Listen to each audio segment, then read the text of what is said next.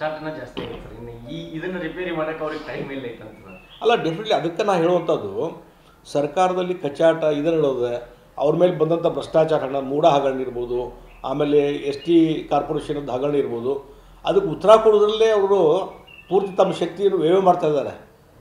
ಮತ್ತು ಜನ ಆಂದೋಲನ ಅಂತ ಹೇಳಿ ಕಾರ್ಯಕ್ರಮ ಮಾಡೋದು, ಜನ ಕೂರಿಸೋದು, ಇದರಲ್ಲೇ ಅವ್ರ ಟೈಮ್ ಹೋಗ್ತದೆ ಹೊರತು ಈ ರೀತಿಯಾದಂಥ ಅಭಿವೃದ್ಧಿ ಪರವಾದಂಥ ಕೆಲಸ ಕಾರ್ಯ, ರೈತರ ಪರವಾದಂಥ ಚಟುವಟಿಕೆ ಮತ್ತು ಡೇ ಟು ಡೇ ಸರ್ಕಾರ ನಡೆಸುವಂಥದ್ದಕ್ಕೆ ಅವ್ರ ಆಸಕ್ತಿನ ಕಳ್ಕೊಂಡಿದ್ದಾರೆ. ಈಗ ನಿಮ್ಮ BJP ಪಾದಯಾತ್ರೆ ಕೌಂಟರ್ ಆಗಿ ಜನ ಆಂದೋಲನ ಮಾಡಿದ್ರು. BJP ಪಾದಯಾತ್ರೆಯನ್ನು ನೋಡಿದ್ರು, ಸಕ್ಸಸ್ ಒಂದು ರೀತಿ ಜನ ಕಾಣೋದು, ಕೌಂಟರ್ ಅಟ್ಯಾಕ್ ಜನ ಆಂದೋಲನ. ನಾವು ಒಂದು ಹೇಳ್ತೀನಿ, ಇದು ಕೌಂಟರ್ ಅಟ್ಯಾಕ್ ಮಾಡುವಂಥದ್ದು ಇದು ನಡೀತದೆ. ನಾನು ನಿನ್ನೆ ಪರಶುರಾಮ್ PSI ಪರಶುರಾಮ್ ಚಲವಾದಿ ಅಂತ ಹೇಳಿ ಪಾಪ ಇತ್ತೀಚೆಗೆ ಮೃತಪಟ್ಟ, ಮನಸ್ಸಿಗೆ ವೇದನೆ ಮಾಡಿಕೊಂಡು ಮೃತಪಟ್ಟ ಅಂತ. ಯಾಕೆ ಮನಸ್ಸಿಗೆ ವೇದನೆ ಆಯಿತು?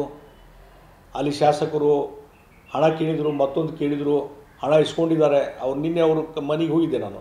ಅವ್ರ ತಾಯಿ ಹೇಳ್ತಾಯಿದ್ರು, ಅವ್ರ ಬ್ರದರ್ಸ್ ಹೇಳ್ತಾಯಿದ್ರು, ಏನೇನೋ ಹೊಂದಿಸಿ ಹಣನೂ ಕೊಟ್ವಿ, ಹಣನೂ ಹೋಯ್ತು, ಗುಣನೂ ಹೋಯ್ತು ಅಂದಂಗೆ ಹಣನೂ ಹೋಯ್ತು, ಜೀವನೂ ಹೋಯ್ತು. ಈ ರೀತಿ ಪರಿಸ್ಥಿತಿ ಇವತ್ತು. ಒಂದು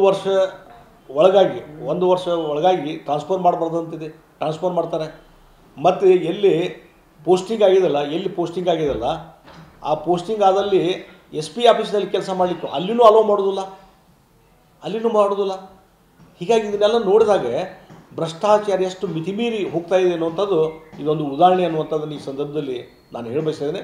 ಅದಕ್ಕಾಗಿ ಆ ಪಾಪ PSI ನೋಡಿ, ಈಗ ಕಾಂಗ್ರೆಸ್ಸಿನ ಶಾಸಕರಿದ್ದಾರೆ, FIR ಆಗಿದೆ. ಅವರು ಮುಖ್ಯಮಂತ್ರಿ ಕಡೆ ಹೋಗಿ ಪ್ರೆಸ್ ಸ್ಟೇಟ್ಮೆಂಟ್ ಕೊಡ್ತಾರೆ, ನಂದೇನು ತಪ್ಪಿಲ್ಲ ಅಂಥೇಳಿ. ಹಾಗಾದರೆ ನೀವು ಒಂದು ಕಡೆ ತನಿಖೆ ಮಾಡಿಸ್ತೀರಿ, CIDನೋ ಮತ್ತೊಂದು ಕಡೆ ತನಿಖೆ ಮಾಡಿಸ್ತೀರಿ, ಈ ಕಡೆ ಕಾಂಗ್ರೆಸ್ಸಿನ ಶಾಸಕರು ರಕ್ಷಣೆ ಮಾಡುವಂಥ ಕೆಲಸ ಮಾಡ್ತೀರಿ. ಅದೇ ಬೇರೆ ಪ್ರಕರಣ ಆಗಿದ್ರೆ ಇಷ್ಟೊತ್ತಿಗೆ ಅರೆಸ್ಟ್ ಮಾಡ್ತಿದ್ರಿ. ಇವತ್ತು ಯಾಕೆ ಇನ್ನೂ ಅರೆಸ್ಟ್ ಮಾಡಲಿಲ್ಲ? ಹೀಗಾಗಿ ಇವತ್ತು ಅವ್ರ ಕುಟುಂಬದ ಸದಸ್ಯರು ಇವತ್ತು ಅವರ ಏನು ವೇದನೆ ಇದೆಯಲ್ಲ, ಅರಣ್ಯ ವೇದನೆ ಆಗ್ತಾಯಿದೆ. ಹೀಗಾಗಿ ಅವ್ರು ಭಾಳಷ್ಟು ದುಃಖಪಟ್ಟರು. ನೋಡಿರಿ, ಒಬ್ಬ ಅರೆಸ್ಟು ಸಹಿತ ಮಾಡಿಕ್ಕಾಗಿಲ್ಲ ಅಂದರೆ ನಮಗೇನು ರಕ್ಷಣೆಯನ್ನು? ಇಷ್ಟೆಲ್ಲ ಪ್ರೆಷರ್ ಮಾಡಿ ಹಣ ಕೊಟ್ಟು ಕರಪ್ಷನ್ ಇಷ್ಟು ಜಾಸ್ತಿಯಾಗಿ ಎಲ್ಲ ಆಗಿದಾಗ ಇನ್ನು ಅದನ್ನು ಯಾರು ಕೇಳೋರು ಇಲ್ಲ ಅಂತಂದರೆ, ಮತ್ತು ಏನೋ ಒಂದು ಎನ್ಕ್ವೈರಿ ಕಮಿಟಿ ಏನೋ ಮಾಡಿದ್ದಾರೆ, ಅವರು CID ಮಾಡಿದ್ರು, ಯಾರು ಮಾಡಿದ್ರು ಗೊತ್ತಿಲ್ಲ. ಅವರಾದರೂ ಬಂದು ಇಲ್ಲಿವರೆಗೆ ಒಂದು ಹೇಳಿಕೆ ಕೊಟ್ಟಿದ್ದಾರೆ, ಹೇಳಿಕೆ ತೆಗೆದುಕೊಂಡಿರೋದು ಇವ್ರದ್ದು, ಅವ್ರ ತಾಯಿದು, ಆ ಪರಶುರಾಮನ ಹೆಂಡ್ತಿದು, ಅವ್ರ ಬ್ರದರ್ಸದ್ದು, ಇಲ್ಲಿವರೆಗೆ ಒಂದು ಹೇಳಿಕೆ ಸದ ತೊಗೊಂಡಿಲ್ಲ.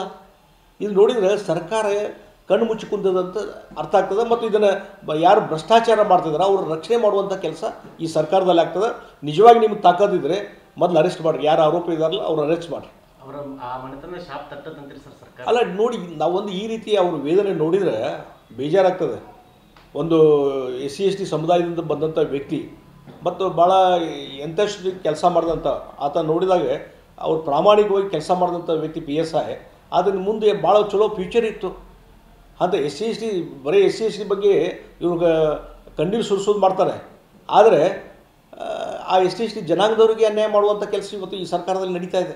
ಒಬ್ಬ PSI ಪರಶುರಾಮ್ ಚಲವಾದಿ ಅಂತವನಿಗೆ ಸರಿಯಾಗಿ ರಕ್ಷಣೆ ಕೊಡೋದಾಗಿರುವಂಥ ಸರ್ಕಾರ ಇನ್ನು ಯಾರಿಗೆ ಸರಿ ಅವ್ರ ಶಾಪ ತಟ್ಟದ. ಆ ಕುಟುಂಬದ ಇನ್ನೂವರೆಗೆ ಅವ್ರಿಗೆ ಯಾರಿಗೆ ಸ್ಟೇಟ್ಮೆಂಟ್ ತೊಗೊಂಡಿಲ್ಲ, ಏನೂ ಇಲ್ಲ. ಹಾಗಾಗಿ ಅದು ಮುಚ್ಚಿ ಹಾಕುವಂಥ ಪ್ರಕರಣ ನಡೀತಾ ಇದೆ. ಅದಕ್ಕೆ ಇದನ್ನು ತಕ್ಷಣವೇ ಆ್ಯಕ್ಷನ್ ತೊಗೋಬೇಕು ಮತ್ತು ಅರೆಸ್ಟ್ ಮಾಡಬೇಕು ಮತ್ತು ಆ ಕುಟುಂಬದವರು ರಕ್ಷಣೆಗೆ ಬರಬೇಕು ಅನ್ನುವಂಥ ಒತ್ತಾಯವನ್ನು ಮಾಡ್ತೀವಿ.